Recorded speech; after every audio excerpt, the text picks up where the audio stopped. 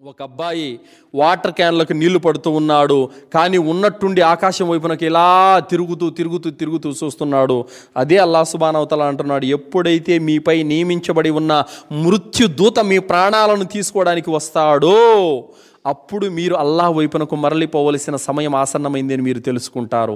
మృత్యుదూతలను చనిపోయే ముందు ప్రతి మనిషి చూస్తాడు సోదరులారా, ప్రతి మనిషి చూస్తాడు, కంటికి కనిపిస్తారు సోదరులారా. తర్వాత ఒక వెంటిలేటర్ మీద ఒక స్త్రీ కొన్ని క్షణాల్లో చనిపోబోతోంది. ఆమె కూడా ఇలా ఇలా ఇలా కళ్ళు తిప్పుతుంది, అటు చూస్తుంది, ఇటు చూస్తుంది, పైకి చూస్తుంది, అలా కళ్ళు నీలకపోయి అలాగే చనిపోయింది. మృత్యుదూతలు ఆమె కంటికి కనిపించారు.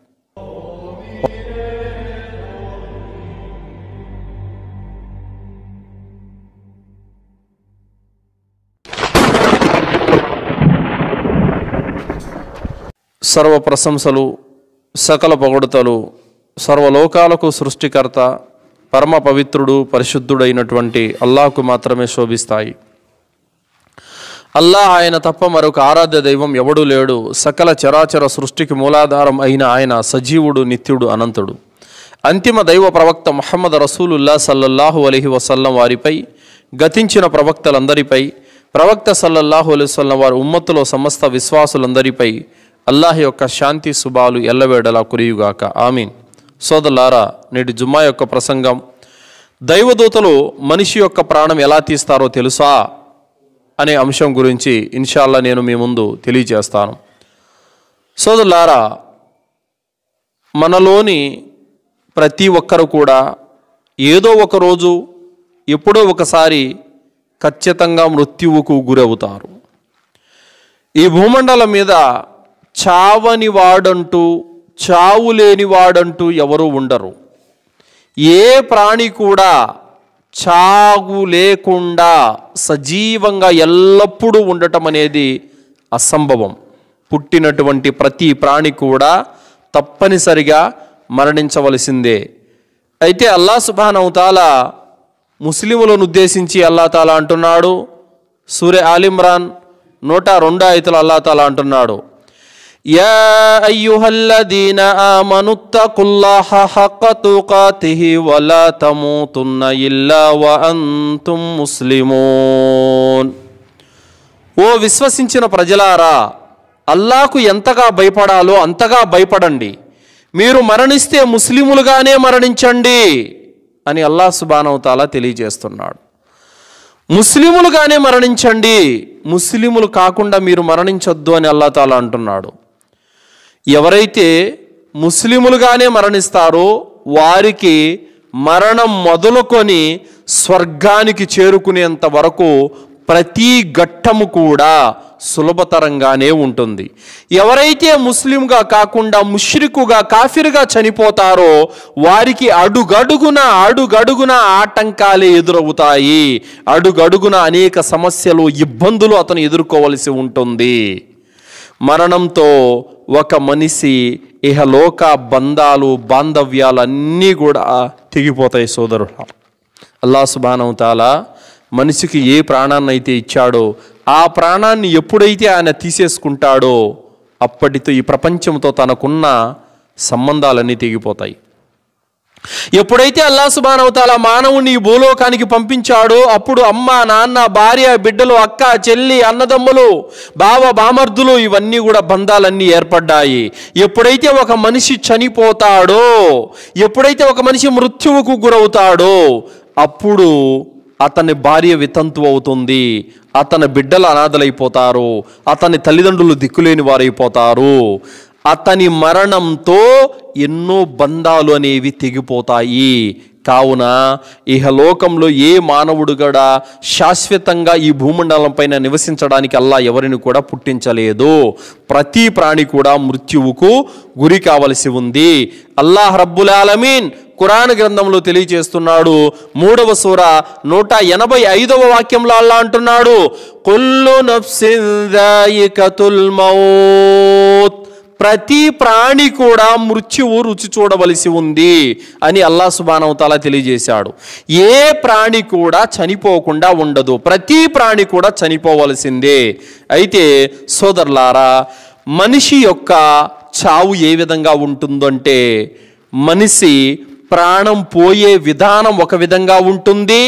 ప్రాణం పోయే కొన్ని రోజుల ముందు, ప్రాణం పోయే కొన్ని గంటల ముందు, ప్రాణం పోయే కొన్ని క్షణాల ముందు సక్రతుల్ మౌత్, మరణ వేదన అనేది మరొక విధంగా ఉంటుంది సోదరులారా.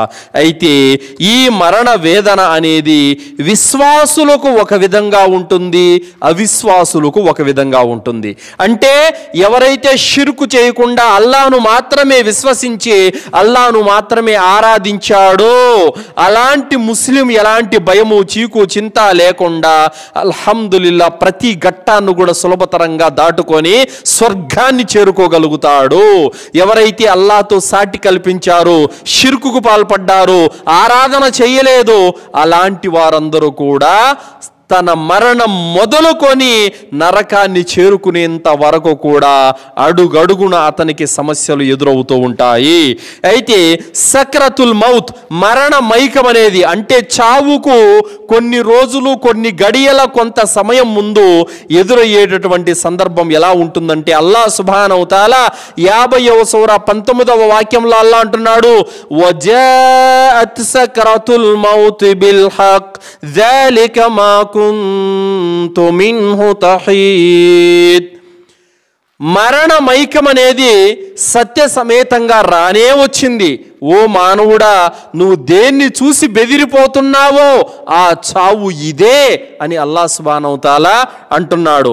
అంటే ఎప్పుడైతే ఒక మనిషికి చావు దగ్గర పడుతుందో అప్పుడు దైవ దూతలు రావటం చూసి అతనికి మొత్తం అర్థమైపోతుంది, నన్ను పుట్టించిన దేవుడు తన వద్దకు పిలుచుకోనున్నాడు.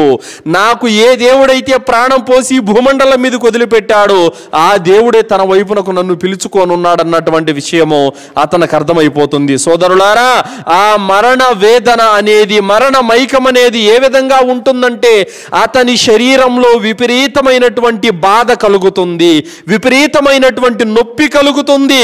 కానీ ఆ నొప్పికి తట్టుకోలేక దిక్కులు పిక్కటిల్లేలా ఏడవాలని చూస్తాడు. కానీ అతనికి నోరు పెకలదు, ఏడవటానికి నోరు రాదు. కానీ ఆ నొప్పికి తట్టుకోలేక ఆ వ్యక్తికి కాళ్ళు చేతులు గిలగిలలా ఆడించాలని చూస్తాడు. కానీ కాళ్ళు చేతులు కూడా అతనికి పని చేయవు. అతను కను సైగలతో సైగ చేయాలని చూస్తాడు, కానీ కనుగుడ్లు కూడా నీలకపోతాయి. అలాంటి మరణ మైకం అనేది అతన్ని చుట్టుముడుతుంది. సోదరులారా, ఆ మరణానికే మీలో ప్రతి ఒక్కరు కూడా గురి అవుతారని అల్లాహ్ సుబ్హానహు తఆలా తెలియజేస్తున్నాడు. మరి అంతటి భయంకరమైనటువంటి ఆ మరణ మైకము విశ్వాసులకు ఒక విధంగా ఉంటుంది, అవిశ్వాసులకు ఒక విధంగా ఉంటుంది. ముందుగా మనము విశ్వాసులకు ఎలా ఉంటుందో, ముస్లిములకు ఎలా ఉంటుందో మనము తెలుసుకుందాము. అల్లాహ్ సుబ్హానహు తఆలా 41వ సూర 30వ వాక్యంలో అల్లాహ్ అంటున్నాడు, ఇన్నల్లదీన ఖాలు రబ్బునల్లాహు సుమ్మస్తఖాము తతనజ్జలు అలైహిముల్ మలాయిక تتنزل عليهم الملائكة ألا تخافوا ولا تهزنوا وأبشروا بالجنة التي كنتم توعدون. ఎవరైతే అల్లాయే మా ప్రభువు అని పలికి ఆ మాట మీద స్థిరంగా ఉండిపోయారో అలాంటి వారి వద్దకు తతనజ్జలు అలైహిముల్ మలాయిక, అలాంటి వారి వద్దకు దైవదూతలు దిగి వస్తారు. వలా తఖాఫు వలా తహజను, మీరు భయపడకండి, మీరు దుఃఖించకండి. వఅబ్షిరు బిల్ జన్నతిల్లతి కుంతుం తుఅదూన్, మరియు అల్లాహ్ మీకు స్వర్గ శుభవార్తనిస్తున్నాడు, విని ఆనందించండి అని దైవదూతలు అంటారు. ఎవరితో అంటారండి? ఎవరైతే అల్లాహ్ను విశ్వసించారో, ఎవరైతే నమాజు చేశారో, ఎవరైతే అల్లాహ్కు భయపడారో, ఎవరైతే పుణ్యకార్యాలు చేసుకున్నారో అలాంటి వారికి చావు దగ్గరకు వచ్చినప్పుడు, చనిపోయే ముందు దైవదూతలు కనిపిస్తారు, దైవదూతల కంటికి కనబడతారు. అంటారు, ఓ అల్లాహ్ దాసుడా, నువ్వు భయపడద్దు, దుఃఖించవద్దు. అవిశ్వాసులను శిక్షించినట్టు నిన్ను శిక్షించము, అవిశ్వాసులను భయపెట్టినట్టు నిన్ను భయపెట్టము.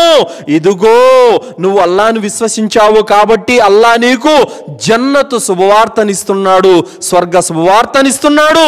వలా తఖాఫు, నువ్వు భయపడొద్దయ్యా.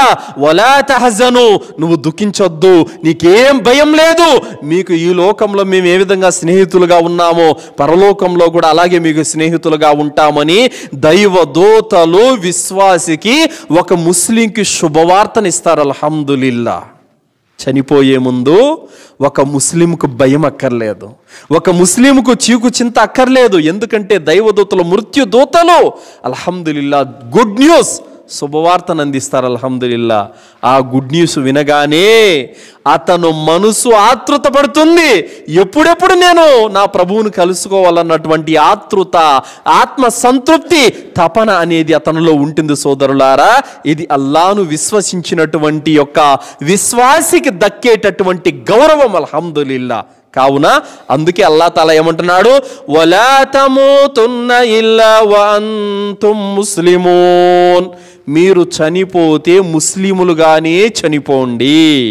ఎందుకు ముస్లిములుగా చావాలి? శుభవార్త ఉంది, జన్నత్ ఉంది, అల్లా క్షమాభిక్ష లభిస్తుంది, అల్లా కారుణ్యం లభిస్తుంది. అల్హమ్దులిల్లా. అందుకు మీరు చనిపోతే ముస్లిములుగానే చనిపోండి అని అల్లా అన్నాడు. ఇబ్నే హజర్ రహ్మతుల్లాహి గారు అన్నారు, మరణం యొక్క తీవ్రత అనేది ఒక విశ్వాసికి ఎందుకు వస్తుందంటే అతను పుణ్యాలను పెంచటానికి, అతని పాపాలను కడిగివేయటానికి ఒక విశ్వాసికి మరణ వేదన అనేది ఉంటుంది అని ఇబ్నే హజర్ రహ్మతుల్లాహి గారు తెలియజేశారు. ఇమాం హసన్ బసరీ రహ్మతుల్లాహి గారు అన్నారు, నేను చనిపోయే ముందు నాకు మరణ వేదన ఎక్కువగా ఉండాలని నేను కోరుకుంటున్నాను అన్నారు. విన్నటువంటి వారన్నారు, గురువు గారు అదేంటి, ఎవరైనా మరణ వేదన నుండి బయటపడాలని కోరుకుంటారు కానీ మరణ వేదన ఎక్కువ ఉండాలని ఎవరైనా కోరుకుంటారా? అందుకు ఇమాం హసన్ బసరీ రహ్మతుల్లాహి గారు అన్నారు, మరణ వేదన ఎందుకు ఎక్కువగా ఉండాలని కోరుకుంటున్నానంటే ఇహలోకంలో పాపాల ప్రాయశ్చిత్తం కోసం చివరి అవకాశము మరణ వేదన. అంటే ఎవరికి ఎంత ఎక్కువగా మరణ వేదన ఉంటే అంత ఎక్కువగా పాపాలు క్షమించబడతాయి, ఎవరికి ఎక్కువ మరణ వేదన ఉంటే అంతగా అతనికి పుణ్యాలు ప్రసాదించబడతాయి. ఇహలోకంలో ఒక మనిషి పరలోకానికి వెళ్ళే ముందు మరణ వేదన అనేది చివరి యొక్క ఘట్టం. ఆ ఘట్టంతో నా పాపాలు క్షమించబడాలని నేను కోరుకుంటున్నానని ఇమాం హసన్ బసరీ రహ్మతుల్లాహి గారు అన్నారు. సోదరులారా, విశ్వాసికి మరణ వేదన అనేది ఏ విధంగా ఉంటుందంటే సోదరులారా, కాబ్ బిన్ అహ్బార్ అనేటువంటి ఒక ఆయన మరణ సమయంలో ఉన్నారు. ఉమర్ రదియల్లాహు అన్హు వారు వచ్చారు, ఓ కాబ్, నీ పరిస్థితి ఇప్పుడు ఎలా ఉందో మాకు తెలియజేవా అని అడిగారు. అప్పుడు కాబ్ బిన్ అహ్బార్ అంటున్నారు, ఓ విశ్వాసుల నాయక, నా పరిస్థితి గురించి మీకేం చెప్పమంటారు? ఒక పెద్ద ముళ్ళ కంప చెట్టును నా కడుపులో దూర్చి దాన్ని పట్టి లాగినట్టుగా ఉంది, అంత వేదన, అంత బాధ అనేది నా కడుపులో ఉంది అని కాబ్ బిన్ అహ్బార్ తెలియజేశారు. అంటే ఒక మనిషి మరణ వేదనలో ఉన్నప్పుడు అతని యొక్క పరిస్థితి ఏ విధంగా ఉంటుందంటే కడుపులో ముళ్ళులు గుచ్చిన విధంగా ఉంటుందని తెలియజేశారు. అలాగే సోదరులారా, దైవ ప్రవక్త ముహమ్మద్ రసూలుల్లాహ్ సల్లల్లాహు అలైహి వసల్లం వారు చనిపోయే ముందు ఏ విధమైనటువంటి మరణ వేదన అనేది ప్రవక్త గారికి ఉన్నిందంటే అమ్మ ఆయిషా రదియల్లాహు అన్హా వారు అంటున్నారు, ప్రవక్త సల్లల్లాహు అలైహి వసల్లం వారు మరణించే ముందు ఆయన పడిన బాధ ఏ వ్యక్తికి నేను చూడలేదు అని అన్నారు. ప్రవక్త సల్లల్లాహు అలైహి వసల్లం వారు మరణించే ముందు ఎలాంటి బాధ ఆయనకు కలిగిందంటే తీవ్రమైనటువంటి జ్వరం ఆయనకు చుట్టుకునింది. ఆ దెబ్బతో ఆయన నీరసించిపోయారు, శక్తిని కోల్పోయారు. కనీసం మస్జిద్కు వెళ్ళేటటువంటి శక్తి కూడా ఆయనకు లేక ఇద్దరి భుజాల సహాయంతో ఆయన మస్జిద్కు వెళ్ళి నమాజ్ చేసుకొని వచ్చారు. నిలబడే శక్తి కూడా ఆయనకు లేదు. ఆ విధమైనటువంటి పరిస్థితి వచ్చింది. తీవ్రమైనటువంటి జ్వరం వచ్చేసింది. ఆ వేడికి, ఆ సెగకి ఆయన తట్టుకోలేక చల్ల నీళ్లు ముందర టబ్బులో పెట్టుకొని మాటి మాటికి చేతులు నీళ్లు కద్దుకొని ముఖానికి తుడుచుకుంటున్నారు, శరీరానికి తుడుచుకుంటున్నారు. ఆ విధంగా ఆయన ఎంత బాధకు గురయ్యారంటే సోదరులారా, ప్రవక్త సల్లల్లాహు అలైహి వసల్లం వారు ఆ మరణ వేదన అనేది అనుభవించడం జరిగింది. సోదరులారా, ప్రతి విశ్వాసికు కూడా చనిపోయే ముందు మరణ వేదన అనేది తప్పనిసరిగా ఉంటుంది. ఆ మరణ వేదన ఏ విధంగా ఉంటుందంటే పలు హదీసులలో చెప్పడం జరిగింది. సోదరులారా, రకరకాలుగా రంపాలతో కోసినంత బాధ కలుగుతుందని ఒక హదీసులో, పొయ్యి మీద ఉడకబెట్టి నిలబెట్టినట్లుగా ఉంటుందని మరొక హదీసులో, పెద్ద బండరాళ్ళ కింద నలిగిపోయినంత భారంగా ఉంటుందని మరొక హదీసులో, శ్వాస ఆగిపోతున్నట్టుగా మరియు శ్వాస వస్తూ ఉంటుందన్నటువంటిది మరొక హదీసులో, తీవ్రమైనటువంటి సెగలతో పొగలతో వడగాల్పులతో అతను వేడికి కృషించిపోయినంత బాధ కలుగుతుందని మరొక హదీసులో, ఈ విధంగా రకరకాలుగా మరణ వేదన అనేది ఒక్కరికి ఒక్కొక్క విధంగా ఉంటుందనే విషయాన్ని కూడా తెలియపరచడం జరిగింది సోదరులారా. కానీ అయినప్పటికీ కూడా ముస్లింకి అల్హమ్దులిల్లా ఆ ఘట్టం దాటుకున్న తర్వాత ఎలాంటి బాధ చీకుచింత అనేది ఉండదు సోదరులారా. బరా బిన్ ఆజిబ్ రదియల్లాహు యొక్క ఉల్లేఖనం, ప్రవక్త ముహమ్మద్ రసూలుల్లాహ్ సల్లల్లాహు అలైహి వసల్లం వారు తెలియజేశారు, ఒక విశ్వాసుడైనటువంటి ఒక దాసుడు ప్రపంచం నుండి అతని యొక్క జీవితం తెగిపోయి పరలోకానికి పోయేటప్పుడు అతని వద్దకు ఆకాశం నుండి దైవదూతలు దిగి వస్తారు. ఆ దైవదూతల ముఖాలు ఏ విధంగా ఉంటాయంటే తెల్లగా మిలమిలా మెరిసిపోతూ సూర్యకాంతి వలె వారు మహా అందంగా ఉంటారు సోదరులారా. వారి ముఖాలు మిలమిలా మెరిసిపోతూ ఉంటాయి. చాలా అందమైనటువంటి ముఖాలు కలిగిన వారై ఉంటారు. వారు భూలోకానికి దిగి వస్తారు. విశ్వాసి ప్రాణాన్ని తీసుకోవటానికి వారు వస్తారు సోదరులారా. వారి వద్ద కఫన్ దుస్తులు ఉంటాయి. సుగంధమైనటువంటి పరిమళాలన్నీ కూడా వాళ్ళ వద్ద ఉంటాయి సోదరులారా. దాని తర్వాత వాళ్ళు ఆ విశ్వాస దాసుని కనిపించినంత దూరం దైవదూతలు కూర్చొని ఉంటారు. మలకుల్ మౌత్ అలైహిస్సలాం ప్రాణాలు తీసే మృత్యుదూత అతని తల వద్ద వచ్చి కూర్చుంటాడు. తల వద్ద కూర్చొని అంటాడు అతనితో, ఓ పరిశుద్ధమైనటువంటి మనసా, ఓ తృప్తి చెందినటువంటి మనసా, అల్లా నుండి క్షమాపణ పొందటానికి, అల్లా ప్రేమను పొందటానికి, అల్లా అనుగ్రహాన్ని పొందటానికి, అల్లా కారుణ్యాన్ని పొందటానికి పద అని చెప్పేసి శుభవార్తను ఇస్తారు దైవదూతలు. తర్వాత ప్రవక్త సల్లల్లాహు అలైహి వసల్లం వారు అన్నారు, ఆ శుభవార్త ఇచ్చిన తరువాత మలకుల్ మౌత్ అలైహిస్సలాం అతని ప్రాణాన్ని వశపరుచుకోవడం జరుగుతుంది. ఏ విధంగా ఒక విశ్వాసి యొక్క ప్రాణం వస్తుందంటే కుండలో నుంచి నీళ్లు బయటికి ఎంత తేలిగ్గా వస్తాయో ఆ విధంగా విశ్వాసి యొక్క ప్రాణం అనేది అంత తేలిగ్గా తీయటం జరుగుతుందని ప్రవక్త సల్లల్లాహు అలైహి వసల్లం వారు తెలియజేశారు సోదరులారా. మరియు అతని ప్రాణాన్ని వశపరుచుకున్న తర్వాత సమస్త భూమి ఆకాశాలలో ఉన్నటువంటి దైవదూతలందరూ కూడా అతని మేలు కొరకు దువా చేస్తూ ఉంటారు. ఆకాశ ద్వారాలలో ఉన్నటువంటి దైవదూతలు అల్లాతో వేడుకుంటారు, అల్లా ఆ పరిశుద్ధుడైనటువంటి అతని ఆత్మ మా ఆకాశ ద్వారాలలో వచ్చేలా చేయని అల్లాతో వేడుకుంటూ ఉంటారు సోదరులారా. అంతటి గౌరవము, అంతటి యొక్క ప్రాధాన్యత ఒక విశ్వాసి యొక్క ఆత్మకు దక్కుతుంది. మొదటి ఆకాశ ద్వారాలు తెరవబడతాయి, రెండవ ఆకాశ ద్వారాలు తెరవబడతాయి, మూడవ, నాలుగవ, ఐదవ, ఆరవ, ఏడవ ఆకాశాల ద్వారాలు తెరవబడతాయి. ఏడవ ఆకాశం పైన ఇల్లీయిన్ అనేటువంటి ఒక పరిశుద్ధమైనటువంటి గ్రంథంలో అతని పేరు నమోదు చేయడం జరుగుతుంది సోదరులారా. ఇది విశ్వాసి యొక్క ఆత్మకు దక్కేటటువంటి గౌరవము సోదరులారా. అల్హమ్దులిల్లా. అయితే ఇమాం కుర్తుబీ రహమతుల్లాహి గారు ఒక మాట అన్నారు, ఒక విశ్వాసి చనిపోయే ముందు శైతాన్ వస్తాడు. శైతాన్ వచ్చి ఏమంటాడంటే, అప్పటికి అతని చుట్టూ విశ్వాసులు ఉంటారు. లా ఇలాహ ఇల్లల్లా పలకండి, లా ఇలాహ ఇల్లల్లా పలకండి అని చెబుతూ ఉంటారు. ఎందుకంటే దైవ ప్రవక్త సల్లల్లాహు అలైహి వసల్లం వారు అన్నారు, మన్ కాన ఆఖిరు కలామిహి లా ఇలాహ ఇల్లల్లాహు దఖలల్ జన్న. ఈ ప్రపంచంలో ఏ విశ్వాస దాసుని చివరి పలుకులు లా ఇలాహ ఇల్లల్లా అవుతుందో అతను స్వర్గానికి వెళ్తాడని చెప్పారు. అందుకు ఎవరైనా ముస్లింలు చనిపోయేటప్పుడు చెప్పాలి, మంచం దగ్గర ఉండి, అయ్యా లా ఇలాహ ఇల్లల్లా పలుకు, లా ఇలాహ ఇల్లల్లా పలుకు అని చెప్పాలి. ఆ విధంగా అతను లా ఇలాహ ఇల్లల్లా పలికి చనిపోయినట్లయితే కనుక అతను జన్నత్కి వెళతాడు.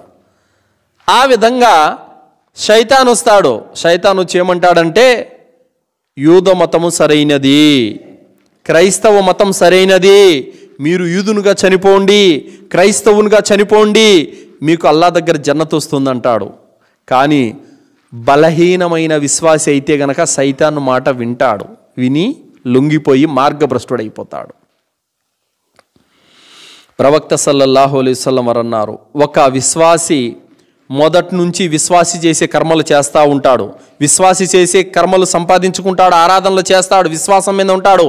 చివరిగా చావు దగ్గరకు వచ్చేటప్పుడు అవిశ్వాసి అయిపోతాడు. మరొకడు అవిశ్వాసిగా ఉంటాడు, అవిశ్వాసి యొక్క కర్మలు చేస్తూ ఉంటాడు, అవిశ్వాసి చేసే పనులు చేస్తూ ఉంటాడు. మరణం దగ్గరకు వచ్చేదలికి విశ్వాసి అయిపోతాడు. ఏ విధంగానూ తెలియచేస్తా చూడండి. చాలామంది ముస్లిములు చనిపోయే ముందు వాళ్ళకు వచ్చిన ఆ జబ్బుకు, ఆ బాధకు తట్టుకోలేక అల్లాని తిట్టేస్తారు. ఏడున్నాడు పోవాయా దేవుడు, ఎక్కడున్నాడు పోవాయా దేవుడు అని ఈ విధంగా దేవుణ్ణి తిట్టి నరకానికి పోతారు. అర్థమైందా? అతను ఎవరు? విశ్వసించి ఉంటాడు, నమాజ్ చేసి ఉంటాడు, రోజాలు పాటించి ఉంటాడు. అతని జబ్బుకు బాధకు తట్టుకోలేక అల్లాని తిట్టి నరకానికి పోతాడు చచ్చిపోయే ముందర. ఇది. మరికొంతమంది అవిశ్వాసులు ఉంటారు, బహుదైవారాధన చేస్తూ చేస్తూ చేస్తూ చావు దగ్గరకు వచ్చేళ్ళకే అల్లా నమ్ముకోబోయే అల్లా జన్నత్ ఇస్తాడంటే కలిమ పలుకుతాడు, స్వర్గానికి వెళ్ళిపోతాడు. అల్హమ్దులిల్లా.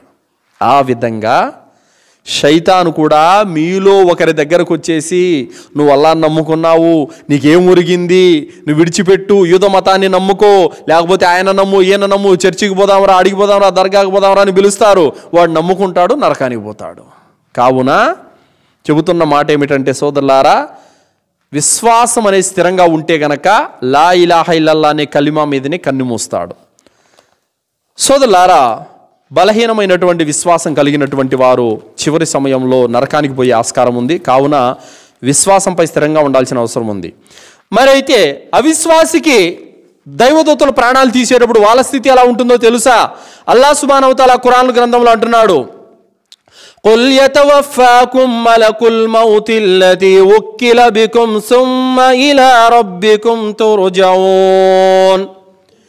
ఎప్పుడైతే మృత్యు దూతలు అతని ప్రాణాన్ని వశపరుచుకోవడానికి వస్తారో అప్పుడు తనకు అర్థమైపోతుంది, నేను నా ప్రభు వైపునకు సాగిపోవలసినటువంటి సమయం ఆసన్నమైంది అని అతను తెలుసుకుంటాడు.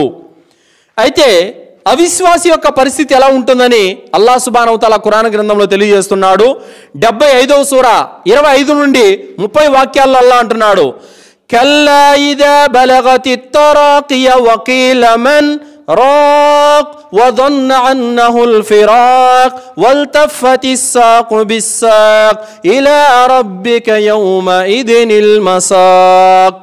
అల్లాహ్ తాలా అంటున్నాడు, అసంభవం, గుండెలోని ప్రాణం గొంతు పక్కగల ఎముక వరకు చేరుకున్నప్పుడు, మంత్రించి ఊదేవాడెవడైనా ఉన్నాడా అని అన్నప్పుడు, పోయే కాలం వచ్చిందని అతను తెలుసుకున్నప్పుడు, ఒక పిక్క మరో పిక్కతో ఒడుచుకున్నప్పుడు, ఓ మానవాత్మ, ఈరోజు నీ ప్రభువు వైపునకు సాగిపోవలసి ఉంది. ఏమంటాడో తెలుసా? ఎప్పుడైతే దైవ దూతలు అతని ప్రాణాన్ని తీసుకోవడానికి అతని కంటికి కనపడతారో, ఎప్పుడైతే గుండెలోని ప్రాణం గొంతు వరకు చేరుకుంటుందో అప్పుడంటాడు, వకీలమన్ రాక్, వకీలమన్ రాక్. అయ్యా, మంత్రించి ఊదేవాడు ఎవడైనా ఉన్నాడా? నా ప్రాణం పోకుండా ఆపేవాడు ఎవడైనా ఉన్నాడా? ఎందుకంటాడు తెలుసా ఈ మాట?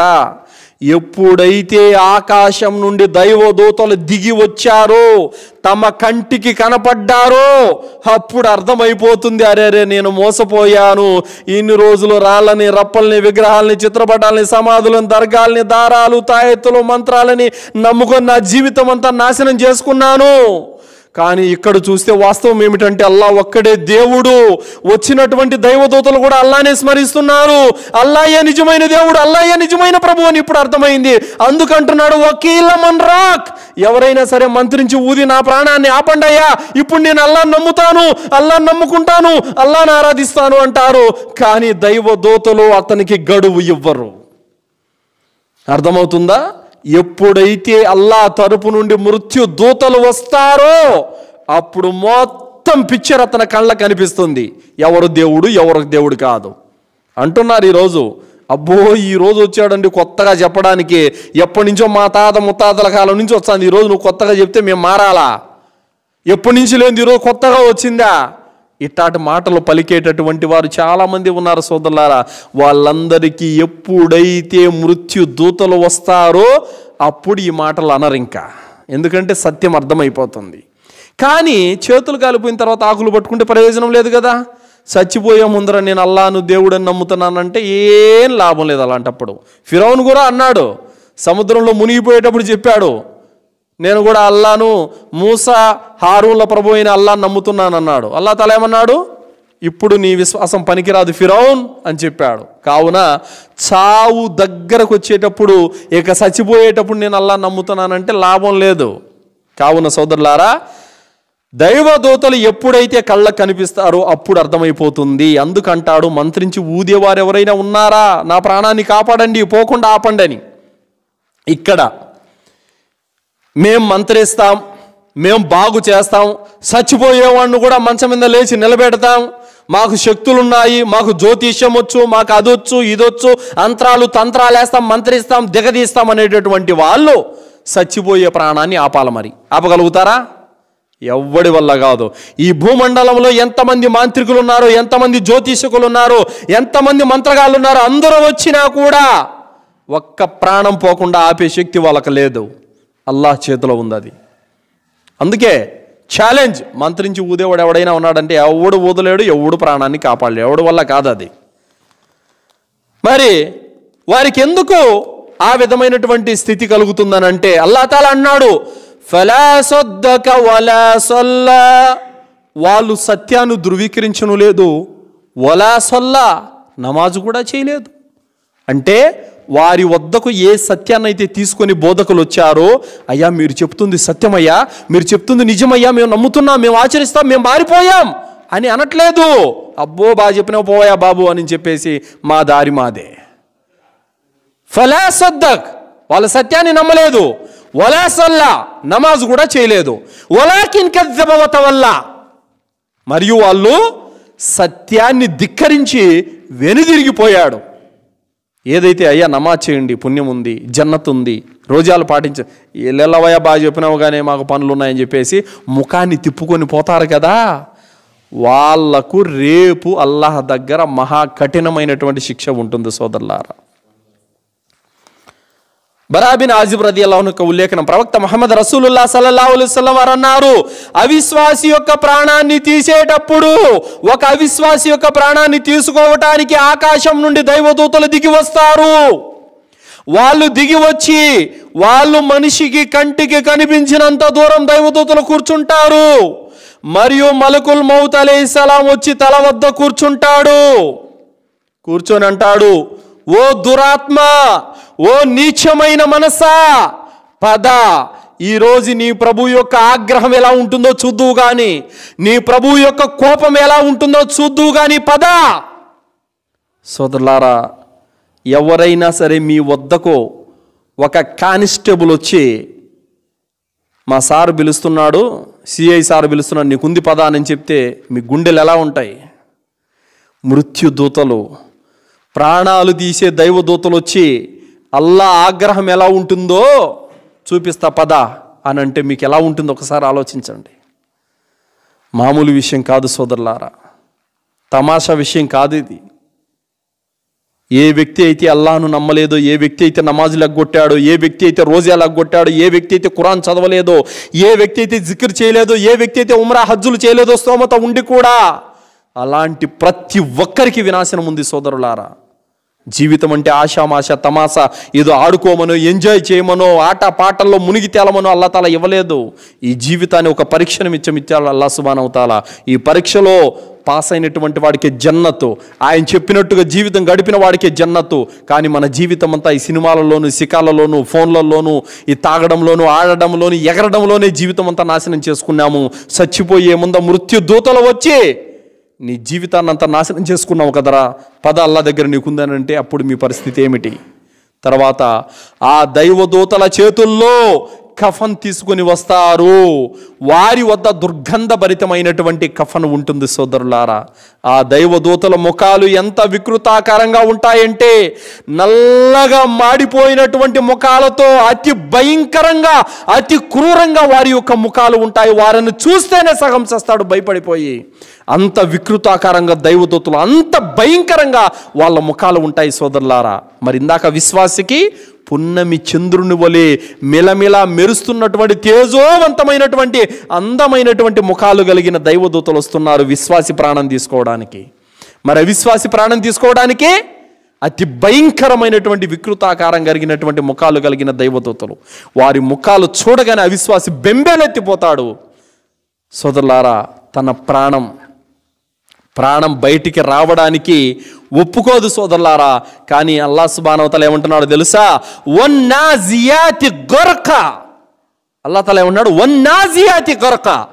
దైవదూతలు అవిశ్వాసి యొక్క శరీరంలోకి దూరిపోయి అతని ప్రాణాన్ని తెంపుకొని బయటకు తీసుకొని వస్తారు సోదరులారా. ఏ విధంగా తెంపుతారో తెలుసా? ఒక ముళ్ళ దొంతె ఏదైతే ఉందో ఆ ముళ్ళ దొంతె పట్టి రంపంతో రాకితే ఏ విధంగా తునాతునకలు వచ్చేస్తుందో ఆ విధమైనటువంటి కర్ణ కఠోరంగా ఆ అవిశ్వాసి ప్రాణాలు తెంపుకొని బయటకు రావడం జరుగుతుంది. ఎప్పుడైతే దైవదూతలను చూశాడో, నేను ఈ శరీరం వదిలి బయటకు వచ్చేస్తే నాకు ఇంకా శిక్ష ఖాయమని చెప్పేసి భయపడిపోయి అతని ప్రాణం శరీరంలో మూలన దాక్కుంటుంది వెళ్ళి. కానీ దైవదూతలు వన్నాజియాతి గర్క, మునిగి లోపలికి తెంపుకొని తీసి బయటికి తీసుకొని వస్తారు. ఓ నీచమైన ఆత్మ, ఓ దుర్మార్గుడా, పద, ఈరోజు నీ ప్రభు ఆగ్రహం రుచి చూద్దు గాని. అల్లా వాక్యాలను తిరస్కరించినందుకు గాను, ప్రవక్తను తిరస్కరించినందుకు గాను, ఖురాన్ గ్రంథాన్ని తిరస్కరించినందుకు గాను ఈరోజు నీకు శిక్ష అంటే ఏమిటో చూపిస్తాం పద అని చెప్పేసి దైవదూతలు అంటారు. ఏం మాట అండి! అందుకే ప్రవక్త సల్లల్లాహు అలైహి వసల్లం వారు ముందుగానే ఇవన్నీ మనకు తెలియజేశారు, జాగ్రత్త పడండి అని చెప్పేసి. సోదరులారా, అంతేనా? ఇంకా ఎంత భయంకరంగా ఉంటుందో చూడండి సోదరులారా. అల్లాహ్ సుబ్హానహు వ తఆలా అంటున్నాడు, వలౌ తరా ఇద్ యతవఫల్లదీన కఫరుల్ మలాయికతు యద్రిబూన్ వుజూహహుం వఅద్బారహుం వదూకు అదాబల్ హరీక్. ఓ ప్రవక్త, దైవదూతలు అవిశ్వాసుల సత్య తిరస్కారుల యొక్క ప్రాణాలు తీస్తున్నప్పటి స్థితిని గనక నువ్వు చూడగలిగితే ఎంత బాగుంటుందో తెలుసా? దైవదూతలు వాళ్ళ ప్రాణాలు తీస్తూ వాళ్ళ ముఖాలపైన పిరుదులపైన కొడుతూ వాళ్ళని తీసుకెళ్తారు. అల్లాహు అక్బర్. చూడండి, అవిశ్వాసుల ప్రాణాలు దైవదూతలు తీస్తూ వాళ్ళ వద్ద ఉన్నటువంటి ఆయుధాలతో వాళ్ళ ముఖాల మీద వాళ్ళ పిరుదల మీద కొడుతూ తీసుకెళ్తారు. ఏమనే వాళ్ళు? అల్లా ధర్మం సత్యం కాదా? ఇస్లాం సత్యం కాదా? ఖురాన్ వాక్యాలు వినిపిస్తే ఎగతాళి చేస్తారా? పదండ్రా మీకుందని చెప్పేసి దైవదూతలు ఎంత భయంకరంగా వాళ్ళను కొడతారంటే అల్లా అంటున్నాడు, ఓ ప్రవక్త, నువ్వు గనక ఆ స్థితిని చూడగలిగితే ఎంత బాగుండో అని చెప్పేసి అల్లాహ్ సుబ్హానహు వ తఆలా అంటున్నాడు సోదరులారా. మరియు అంటారు, కొడుతూ తీసుకెళ్తూ అంటారు, ఇదిగో సత్య తిరస్కారులారా, మీ కొరకు తయారు చేయబడినటువంటి అగ్ని ఇదే అని చెప్పేసి దైవదూతలు అంటారు సోదరులారా. ఎంత భయానకమైన విషయాలు, ఎంత భయంకరమైనటువంటి విషయాలు. కావున మనలో ప్రతి ఒక్కరు కూడా అల్లాహకు భయపడి మారి ఇస్లాం ధర్మంపైకి రావాల్సినటువంటి అవసరం ఎంతైనా ఉంది. అల్లాహ్ తాలా మరొక చోట అంటున్నాడు, ఎవరైతే తాము నివసిస్తున్నటువంటి ప్రాంతంలో ఇస్లాం ధర్మం సరిగా లేదో, తాము నివసిస్తున్నటువంటి ప్రాంతంలో ఇస్లాం ధర్మాన్ని ఆచరించడానికి, తమ విశ్వాసాన్ని కాపాడుకోవడానికి ఇబ్బందిగా ఉందో, కష్టంగా ఉందో, అలాంటి వారు ఏం చేయాలంటే ఆ ప్రాంతాన్ని వదిలిపెట్టి ఎక్కడైతే ముస్లింలు పర్ఫెక్ట్గా ఉన్నారో, ఎక్కడైతే ఇస్లాం ధర్మానికి సేఫ్ ఉందో, ఎక్కడైతే ఇస్లాం ధర్మానికి సౌలభ్యం ఉందో అలాంటి చోటకి అతను వలస వెళ్ళాలి, హిజ్రత్ చేయాలి. ఒకవేళ చేయకపోతే గనక అల్లాహ్ సుబ్హానహు వ తఆలా ఖురాన్ గ్రంథంలో తెలియజేస్తున్నాడు. సూరే నిసా 97వ వాక్యంలో అల్లాహ్ అంటున్నాడు, ఎవరైతే తమకు తాము అన్యాయం చేసుకుంటూ ఉన్నారో వారి ప్రాణాలు తీసేటప్పుడు దైవదూతలు అడుగుతారు, మీరు ఏ స్థితిలో ఉండేవారు? వాళ్ళు అంటారు, మేము మా ప్రదేశంలో బలహీనులుగా ఉండే వాళ్ళమంటారు. కానీ దైవదూతలు అంటారు, ఏమి మీరు ఒక చోట నుండి మరో ప్రాంతానికి వెళ్ళటానికి అల్లాహ్ భూమి విశాలంగా లేదా? అయినప్పుడు కూడా మీరెందుకు అవిశ్వాసం మధ్యనే మీ ధర్మాన్ని నాశనం చేసుకుంటూ ఎందుకు మీరు వాళ్ళ మధ్యనే జీవితాన్ని గడిపారు? మీరెందుకు విశ్వాసులు ఉన్న చోటికి మీరు వలస వెళ్ళలేదు అని దైవదూతలు అంటారు. అల్లాహ్ యొక్క భూమి విశాలంగా లేదా అని దైవదూతలు అంటారు. ఇదిగో మీరు మీ ధర్మాన్ని నష్టపరుచుకున్నందుకు గాను మీకు దహించి వేసేటువంటి నరకం ఉంది, అది అత్యంత చెడ్డ నివాసం అని దైవదూతలు అంటారు. కావున ఎక్కడైతే ఇస్లాం ధర్మానికి సేఫ్ లేదో, ఎక్కడైతే విశ్వాసులు సరిగా ఉండరో అలాంటి చోటును వదిలిపెట్టి ఎక్కడైతే ఇస్లాం ధర్మం పరిపూర్ణంగా ఉందో, ఎక్కడైతే విశ్వాసులు ఉన్నారో, ఎక్కడైతే ఇస్లాం ధర్మానికి సేఫ్ ఉందో అలాంటి చోటుకి వెళ్ళి ముస్లిములు బ్రతకాలి సోదరులారా. అల్లా తాలా అంటున్నాడు సూరా అల్ అనామ్ 93వ వాక్యంలో అంటున్నాడు, ఈ దుర్మార్గులు మరణ వేదలో చిక్కుకొని ఉండగా దూతలు తమ స్వహస్తాలను చాచి ఇటు తండి బయటకు తీయండి మీ ప్రాణాలను అని అంటారు. అల్లా పట్ల అసత్యాలను పలికినందుకు గాను, అల్లా వాక్యాల పట్ల అహంకారాన్ని ప్రదర్శించినందుకు గాను ఫలితంగా ఈరోజు మీకు అవమానకరమైనటువంటి శిక్ష విధించబడుతుంది అని దైవదూతలు వారితో అంటుండగా నీవు చూడగలిగితే ఎంత బాగుండు. మరియు అల్లా తాలా ఇక్కడేమంటున్నాడు, మీరు అల్లా వాక్యాలను తిరస్కరించారు, ఆయన సత్యాన్ని తిరస్కరించారు, అందుకు దైవదూతలు ఏమంటారు, ఇటు తండి మీ ప్రాణాలను బయటికి తీయండి అని చెప్పేసి అవిశ్వాసులతో అంటూ ఉంటారు. మరియు వారికి అవమానకరమైనటువంటి నరక శిక్ష ఉందన్నటువంటి శుభవార్తను కూడా వినిపిస్తారు. అప్పుడు దైవదూతల పరిస్థితి ఏమిటో తెలుసా సోదరులారా, వాళ్ళు నెత్తి నోరు బాదుకోవడం తప్ప ఇంక వాళ్ళు చేయగలిగింది ఏమీ లేదు సోదరులారా. అవిశ్వాసి ఆత్మ ఘోషిస్తుంది అంటుంది. దైవదూతలు ఎప్పుడైతే ప్రాణాలు తీసుకుంటారో వశపరుచుకుంటారో అప్పుడు అవిశ్వాసి యొక్క ఆత్మ ఘోషిస్తుంది. ఏమని ఘోషిస్తుందంటే, అయ్యో నన్ను ఎక్కడికి తీసుకెళ్తున్నారు, అయ్యో నన్ను ఎక్కడికి తీసుకెళ్తున్నారు, నా ప్రాణాలు నన్ను తిరిగి పంపించండి, నా ప్రాణాలు నాకు ఇవ్వండి అని చెప్పేసి ఆత్మ ఘోషిస్తూ ఉంటుంది. కానీ అతని ప్రాణం తిరిగి అతని దేహంలోకి వేయటం అనేది జరగదు సోదరులారా. కానీ అవిశ్వాసులకు ఎంతటి బాధాకరమైన విషయం అంటే, దైవదూతలు రావడంతోనే వాడికి వార్నింగ్లు ఇస్తూ ఉంటారు. నీకు అల్లా దగ్గర శిక్ష ఉంది, నీకు నరకం ఉంది, నిన్ను అలా కొడతాం ఇలా కొడతాం అని చెప్పేసి భయంకరంగా వాడికి దుర్వార్తల మీద దుర్వార్తలు వినిపిస్తూ వాడి ప్రాణాలు తీస్తారు. వాడిని ఆకాశాలపైకి తీసుకెళ్లాలని చూస్తారు, కానీ ఆకాశ ద్వారాలు తెరవబడవు. అతన్ని విసిరేస్తే 7 భూముల కింద ఉన్నటువంటి సిజ్జీన్ అనే ప్రాంతంలో నరక వాసుల పేర్లు రాయబడిన గ్రంథంలో అతని పేరు రాయడం జరుగుతుంది సోదరులారా. ఈ విధంగా అడుగడుగున అవిశ్వాసికి ఘోర పరాభవం అనేది ఎదురవుతుంది. దైవదూతలు అవిశ్వాసులతో మాట్లాడతారు, దుర్వార్తలు వినిపిస్తూ ఉంటారు, వారి కంటికి కనిపిస్తారు. అప్పుడు వారికి ఎంత బాధ ఎంత దుఃఖం ఉంటుందంటే సోదరులారా, ఆ బాధ ఆ దుఃఖము వాళ్ళు బయటికి వ్యక్తపరచాలనుకున్నప్పటికీ కూడా వారికి ఎలాంటి లాభదాయకం అనేది ఉండదు సోదరులారా. మీరందరూ కూడా చూశారు, ఒక అబ్బాయి వాటర్ క్యాన్లకు నీళ్లు పడుతూ ఉన్నాడు, కానీ ఉన్నట్టుండి ఆకాశం వైపునకి ఇలా తిరుగుతూ చూస్తున్నాడు. అదే అల్లాహ్ సుబ్హానహు వ తఆలా అంటున్నాడు, ఎప్పుడైతే మీపై నియమించబడి ఉన్న మృత్యుదూత మీ ప్రాణాలను తీసుకోవడానికి వస్తాడో అప్పుడు మీరు అల్లాహ్ వైపునకు మరలిపోవలసిన సమయం ఆసన్నమైంది అని మీరు తెలుసుకుంటారు. మృత్యుదూతలను చనిపోయే ముందు ప్రతి మనిషి చూస్తాడు సోదరులారా, ప్రతి మనిషి చూస్తాడు, కంటికి కనిపిస్తారు సోదరులారా. తర్వాత ఒక వెంటిలేటర్ మీద ఒక స్త్రీ కొన్ని క్షణాల్లో చనిపోబోతోంది. ఆమె కూడా ఇలా కళ్ళు తిప్పుతుంది, అటు చూస్తుంది ఇటు చూస్తుంది, పైకి చూస్తుంది, అలా కళ్ళు నీలకపోయి అలాగే చనిపోయింది. మృత్యుదూతలు ఆమె కంటికి కనిపించారు. ఒక యాంకర్, టీవీ యాంకర్ ఇంటర్వ్యూ తీసుకుంటుంది ప్రజల ముందర, ఉన్నట్టుండి ఒక్కసారిగా ఆమె కళ్ళు ఇలా తేలేస్తూ ఆకాశం వైపునకు చూస్తుంది. అలా 3 రౌండ్లు తిరిగింది, పడిపోయింది కింద. ఇవన్నీ కూడా మన కళ్ళారా మనం చూస్తున్నాం, ఎన్నో చూస్తున్నాం సోదరులారా. ప్రతి మనిషి చనిపోయే ముందు మృత్యుదూతలను చూస్తారు. విశ్వాస అయితే వాళ్ళని అందంగా చూస్తాడు, శుభవార్త వింటాడు. అలాగే మొన్న పాలస్తీనాలో ఎంతోమంది శిథిలాల కింద చనిపోయారు. ఒక తండ్రి తన బిడ్డలిద్దరిని పట్టుకొని అలా చిరునవ్వు నవ్వుతూ ఉన్నాడు. ఎవరతను? జన్నత్, స్వర్గవాసి, అల్హమ్దులిల్లా. అలాగే చాలామంది అవిశ్వాసులు చనిపోయేటప్పుడు వాళ్ళ ముఖాలు నల్లగా మాడిపోయి ఉంటాయి, పేదాలతో సహా నల్లగా అయిపోయి ఉంటాయి. సోదరులారా, విశ్వాసులుగా చనిపోతే మన జీవితం ధన్యమైనట్టే.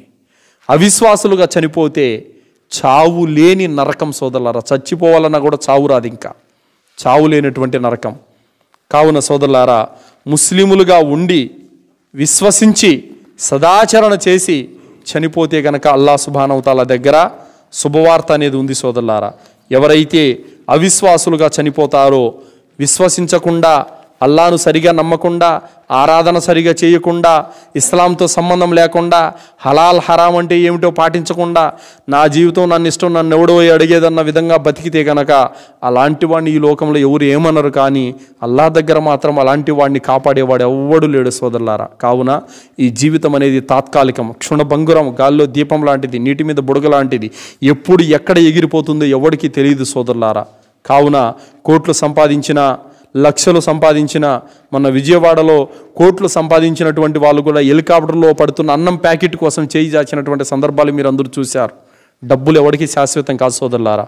అల్లాహ్ పట్ల భయభక్తులు కలిగి ఉండి జీవించడమే అసలైనటువంటి జీవితం. కావున మనము చచ్చిపోయిన తర్వాత అసలైనటువంటి జీవితం మొదలవుతుంది. ఆ జీవితానికి కావలసినటువంటి సామాగ్రిని మనం చేకూర్చుకోవాల్సినటువంటి అవసరం ఎంతైనా ఉంది. మరణానంతర జీవితం కోసం ఎవడైతే ఏర్పాటు చేసుకుంటాడో, మరణానంతర జీవితం కోసం ఎవడైతే అన్నీ సిద్ధం చేసుకుంటాడో అలాంటి వాడి జీవితం ధన్యమైనట్టు. ఎవడైతే పరలోక జీవితం కోసం ఏమి సిద్ధం చేసుకోడో, బ్రతికిన ఈ 3 నాళ్ళే జీవితం ఇంకేమి లేదనుకుంటాడో అలాంటి వాడు రేపు అల్లా దగ్గర నష్టపోతాడు. అల్లాతో దువా చేస్తూ ముగిస్తున్నాను. విన్నటువంటి విషయాలపైన సదాచరణ చేసే సద్బుద్ధిని అల్లా మనందరికీ ప్రసాదించుగాక. అల్లా సుబ్హానహు వ తఆలా మనందరికీ కూడా ముస్లిములుగా ఉన్న స్థితిలోనే మరణాన్ని ప్రసాదించుగాక. అల్లా సుబ్హానహు వ తఆలా మన తప్పుల్ని, మన పాపాలని మన్నించుగాక. అల్లా సుబ్హానహు వ తఆలా మనల్ని అందరినీ కూడా షిర్కు నుండి, కుఫర్ నుండి, బిదాత్ నుండి, శైతాన్ యొక్క కీడుల నుండి, మహమ్మారి యొక్క రోగాల నుండి రక్షించుగాక. అల్లా సుబ్హానహు వ తఆలా మనందరికీ కూడా కబర్ శిక్ష నుండి రక్షించుగాక. అల్లా మనల్ని అందరినీ నరకాగ్ని నుండి రక్షించుగాక. జన్నతులో ఉన్నతమైన దర్జాలను ప్రసాదించుగాక. జన్నతులు ఫిర్దౌస్ని అల్లా మనందరికీ ప్రసాదించుగాక.